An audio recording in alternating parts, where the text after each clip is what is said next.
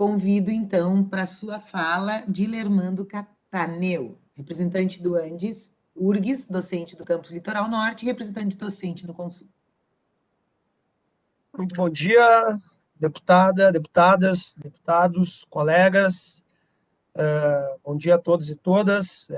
Sou Dilermando Cataneu, sou docente da URGS no Campus Litoral, sou representante no Conselho Universitário, faço parte do coletivo da representação autônoma docente, mas aqui nessa audiência eu estou representando o sindicato ao qual sou filiado, né? Não faço parte da diretoria, sou filiado, faço parte do Conselho de Representantes, que é o Andes, que é um sindicato nacional com mais de 70 mil associados e associados no Brasil inteiro, espalhado em 121 seções sindicais, Brasil afora, dos quais a seção sindical da URGS é uma das seções. E agradeço de antemão a indicação das diretoras da nossa seção sindical, professora Magali, professora Cristina, professora Maria Ceci, professora Elizabeth, né, pela indicação, a possibilidade de estar aqui participando desse importante momento, dessa audiência pública, né.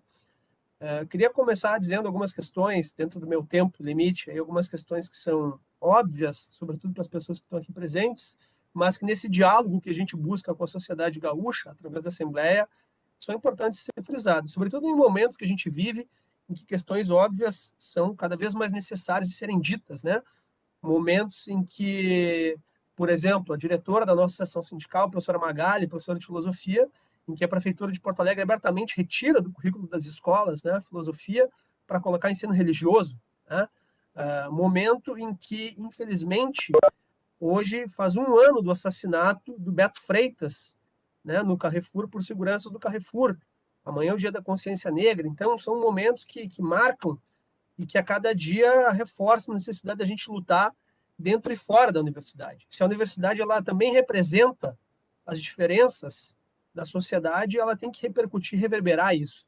E é isso que nós fazemos todo o tempo na universidade, né, e é isso que nós fazemos também no Conselho Universitário. As colegas da diretoria não puderam estar presentes, inclusive porque em nenhum momento durante a pandemia a gente parou de trabalhar, pelo contrário, a gente segue com as nossas aulas, com os nossos deveres, né? E são questões importantes serem ditas. Mas eu dizia que algumas questões óbvias precisam ser ditas, né? Muita gente entende que a universidade é uma empresa. Não é. Jamais será, como qualquer empresa, né? Assim como a universidade não é qualquer órgão do setor público. Tem gente que entende que a universidade é como uma secretaria, por exemplo, né? Uma secretaria municipal, estadual. Ela também não é. O artigo 207 da Constituição Federal garante isso, né? Então, essa é uma questão óbvia, mas que precisa ser reforçada para entender exatamente o papel do Conselho Universitário como órgão superior de deliberação e normatização, né? Então, diferente, por exemplo, quando se faz, por vezes, algumas relações, né, que tem o poder executivo, o legislativo e o judiciário, na universidade nós não temos isso. O Conselho Universitário ele é o órgão máximo que delibera. A reitoria, quem quer que esteja ocupando, tem que obedecer ao Conselho Universitário.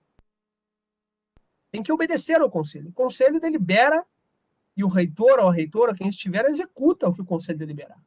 E isso está no Estatuto. Isso não é um favor que o reitor ou a reitora faz. Ele deve obedecer ao Conselho.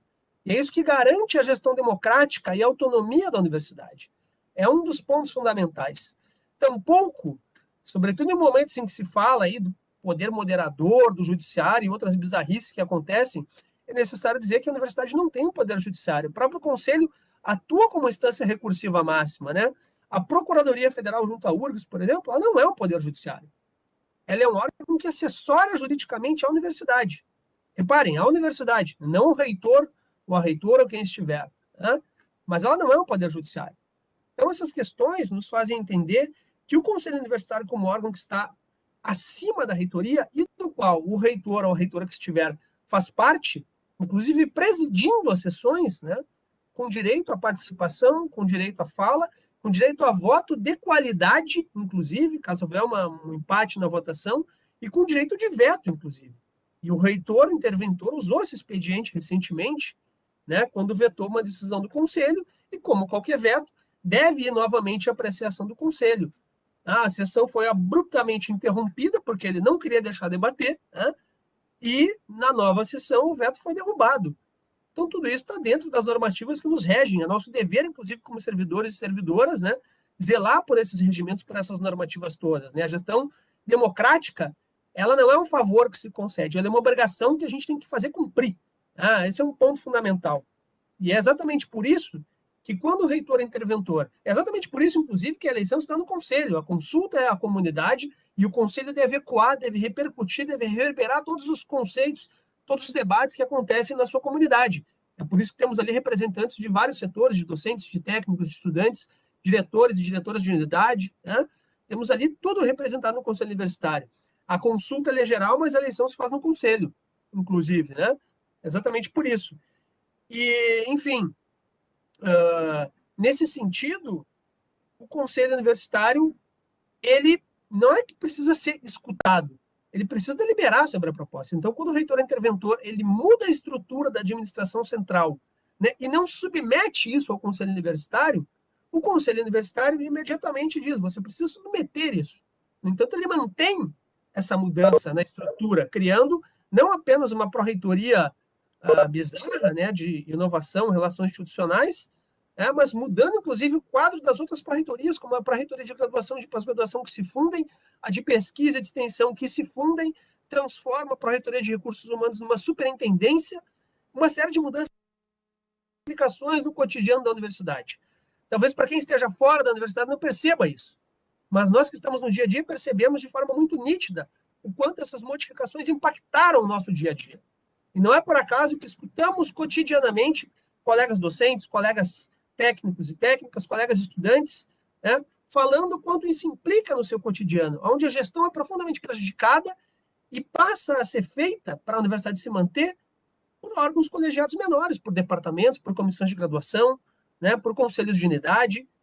Afinal de contas, fica um vácuo de gestão a partir dessas mudanças todas. Mas o conselho dá tempo para o reitor se manifestar e se pronunciar, e enviar de fato, né?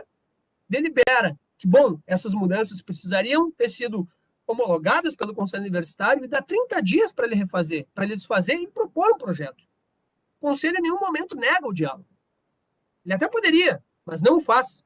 Né? Ele dá esse tempo para que o reitor refaça essa sua proposta, né, e passe pelo Conselho seguindo as normativas pelo Estatuto e Regimento da Universidade. Né? Não o faz. Ignora solenemente, interrompe sessões do Conselho Universitário sem o devido diálogo, sem o devido debate, né? Não participa de algumas das sessões, inclusive, e é exatamente a partir disso, por ter uma decisão sua, desobedecido, que é inconcebível sobre qualquer matriz de pensamento, né? É o que o Conselho vai finalmente propor, então, a destituição do reitor como uma das formas por ele ter desobedecido aquele órgão que está acima dele, que é o Conselho Universitário. Ou seja, o Conselho está concluindo o seu papel regimental e estatutário, né, desde sempre. Só que isso tem profundas implicações, essa desobediência, no funcionamento do dia a dia da universidade, como a gente já comentou, né, essa estrutura que fica um vácuo, fica como muitos colegas têm dito, né, uma bagunça na gestão, e esse é um dos graves problemas de qualquer intervenção democrática, não é só porque não tem legitimidade, no dia a dia de trabalho de todo mundo que faz parte da comunidade, e também de fora da comunidade.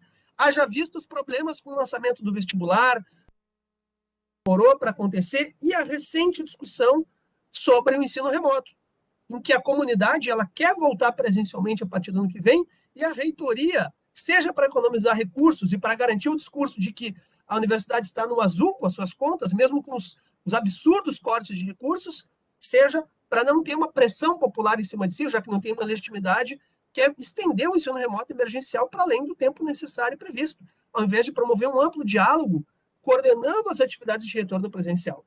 Então, há uma repercussão muito forte para a sociedade gaúcha desta intervenção na URGS e dessa desobediência do reitor ao órgão máximo de deliberação da universidade, que está acima de qualquer outra decisão. Então, é importante que se diga isso para que a sociedade gaúcha compreenda que a intervenção não diz respeito somente à comunidade interna da universidade, ela afeta profundamente a comunidade gaúcha, a qual a universidade é parte constituinte e a qual serve. Muito obrigado.